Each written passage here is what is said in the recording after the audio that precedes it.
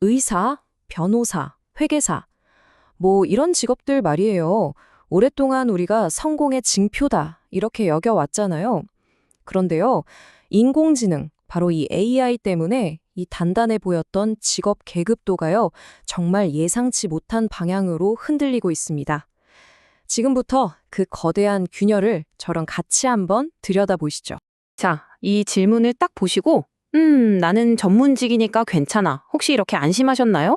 아마 오늘 제 얘기를 끝까지 들어보시면요. 그 생각이 조금은 바뀔지도 모르겠습니다. 보통 AI가 대체할 일자리 하면 뭘 떠올리세요? 아마 공장에서 단순 반복 작업하는 거나 뭐 사무보조 같은 거 생각하셨을 거예요. 저도 그랬거든요. 근데요, 현실은 우리의 예상을 완전히 빗나가고 있습니다. 지금 AI의 칼날이 향하는 곳은요, 놀랍게도 의사, 변호사 같은 고소득 전문직, 그러니까 소위 화이트 칼라의 심장부입니다. 위기는요, 진짜 예상치 못한 곳에서 먼저 시작되고 있었던 거죠. 자, 그렇다면 지금 AI의 레이더망에 딱 걸린 직업들, 구체적으로 어떤 것들일까요? 실제 사례로 바로 한번 들어가 볼게요. 가장 먼저 충격파를 맞은 곳 중 하나가 바로 의료계입니다. 경기도 북부 지역에 AI 응급의료 네트워크라는 게 도입됐는데요. 이게 뭐냐면 사실상 AI 당직 의사 역할을 하는 거예요. 지역 병원에서 찍은 CT나 MRI를 AI가 순식간에 판독해서 거점 병원으로 쏴주는 거죠. 그럼 전문의가 그걸 보고 빠르게 전원 여부를 결정해서 환자의 골든타임을 확보하는 겁니다. 이 시스템 덕분에 1시간 반이 넘게 걸리던 대기 시간이 30분으로 확 줄었다고 합니다. 엄청나죠? 의료계가 충격파 수준이었다면 회계업계는 거의 지각 변동 수준입니다. 한 대형 회계법인에서 AI를 도입해서 연간 20만 시간의 업무를 줄였대요. 여기 보이는 이 20만 시간이요? 이게 감이 잘 안 오실 텐데 숙련된 회계사 80명이 1년 내내 꼬박 해야 할 일의 양입니다. 그러니까 예전에 신입 회계사들이 하던 단순하고 반복적인 일들을 AI가 그냥 통째로 삼켜버린 셈이죠. 법조계도 예외는 아닙니다. 이제 AI는 저연차 변호사들의 그냥 보조도구 정도가 아니에요.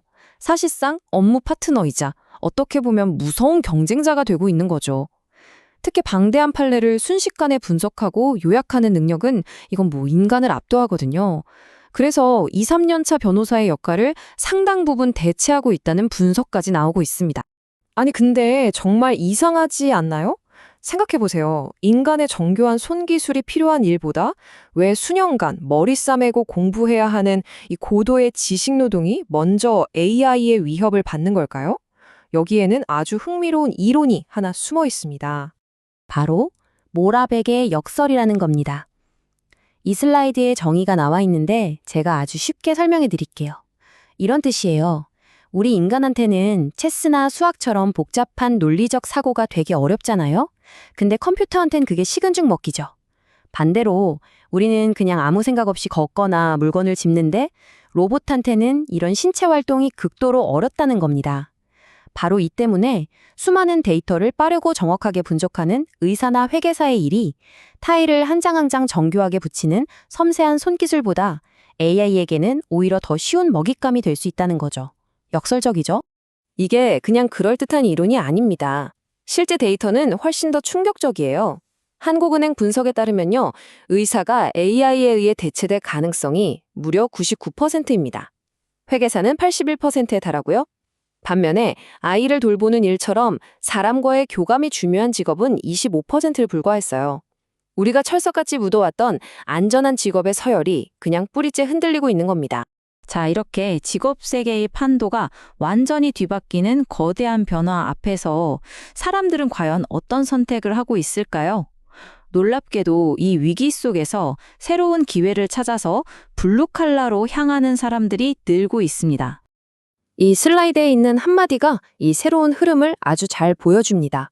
AI랑 힘들게 경쟁하느니 차라리 AI가 넘보지 못하는 시장에서 살아남는 게 낫지 않겠냐는 거죠. AI와 정면으로 싸우기보다 AI가 할 수 없는 나만의 기술로 승부하겠다.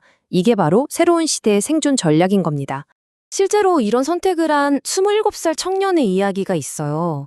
이분은 스트레스가 엄청 심했던 사무직을 그만두고 미장 기술을 배웠다고 해요. 결과는 어땠을까요? 월급은 2배 이상 뛰었고요. 무엇보다 내 손에 기술이 있으니까 이제 해고당할 걱정이 사라졌다고 합니다. 정말 큰 변화죠. 이런 변화는 특히 젊은 세대, 그러니까 Z세대에게서 더 뚜렷하게 나타납니다. 연봉 3천만 원짜리 사무직 할래, 연봉 7천만 원짜리 기술직 할래, 이렇게 물어봤더니 3명 중 2명이 기술직을 선택했어요. 이유는 아주 명확했습니다. 더 높은 소득, 그리고 더 낮은 고용 불안. 요즘 세대의 현실적인 고민이 그대로 드러나는 거죠. 그리고 이게 그냥 나라면 그렇게 하겠다는 희망사항에 그치는 게 아닙니다. 이미 현실이 되고 있어요. 작년에 타일이나 배관 같은 기술 자격증을 딴 사람들을 보니까 10명 중 4명이 40세 미만이었습니다. 젊은 피가 기술직 시장으로 정말 몰려들고 있다는 가장 확실한 신호인 셈이죠. 자, 이렇게 개인들은 살아남기 위해서 발빠르게 움직이고 있는데 과연 우리 사회 전체는 이 거대한 직업 지각 변동에 제대로 대비하고 있을까요? 이 표를 보시면 한국의 현주소가 아주 명확하게 드러납니다. AI 기술력이나 인프라는 세계 3위, 최상위권이죠. 정말 대단한 거예요. 그런데 정작 사람과 관련된 노동정책이나 교육 시스템은 24위로 한참 뒤처져 있습니다. 이게 무슨 말이냐면요. 최고급 스포츠카 엔진을 얹어놓고 도로나 신호체계는 수십 년 전 그대로인 셈이에요. 기술 발전 속도와 사회 시스템의 이 엄청난 불균형. 전문가들은 이걸 퍼펙트 스톰, 즉 모든 악재가 한꺼번에 터지는 최악의 상황이 올 수 있다는 경고라고 말합니다. 그래서 전문가들은 지금 당장 행동에 나서야 한다고 입을 모읍니다. 첫째, 경직된 노동시장을 더 유연하게 바꿔야 하고요. 둘째, AI 때문에 일자리를 잃을 수 있는 사람들을 위한 체계적인 재교육 프로그램을 빨리 만들어야 합니다.